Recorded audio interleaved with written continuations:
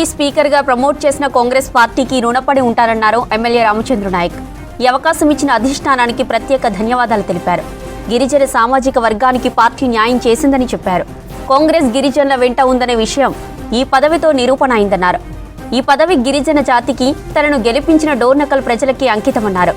భవిష్యత్తులో పార్టీ బలోపేతానికి రాహుల్ గాంధీ ప్రధాని అయ్యే వరకు కృషి చేస్తానన్నారు రామచంద్ర నాయక్.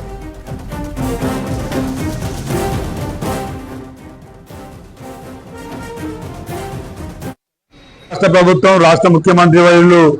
పెద్దలు రేవంత్ రెడ్డి గారు, పిసిసి అధ్యక్షులు మహేష్ కుమార్ గౌడ్ గారు, రాష్ట్ర వ్యవహారాల ఇన్ఛార్జ్ మీనాక్షి నటరాజన్ గారు, అదేవిధంగా ఏఐసిసి అధ్యక్షులు మల్లికార్జున ఖర్గే గారు, రాహుల్ గాంధీ గారు అందరి ఆశీస్సులతో ఈరోజు తెలంగాణ రాష్ట్రంలో కేబినెట్ మరి 3 మంత్రులుగా నియామకమై ప్రమాణ స్వీకారం చేయబోతున్న పెద్దలు అడ్లు లక్ష్మణ్ గారికి, గడ్డం వివేక్ గారికి, వాకాటి శ్రీహరి గారికి అభినందనలు తెలియజేస్తూ, నన్ను డిప్యూటీ స్పీకర్ గా నియామకం చేసినందుకు గిరిజన సామాజిక వర్గాన్ని గౌరవిస్తూ, మరి మొన్నటి ఎన్నికల్లో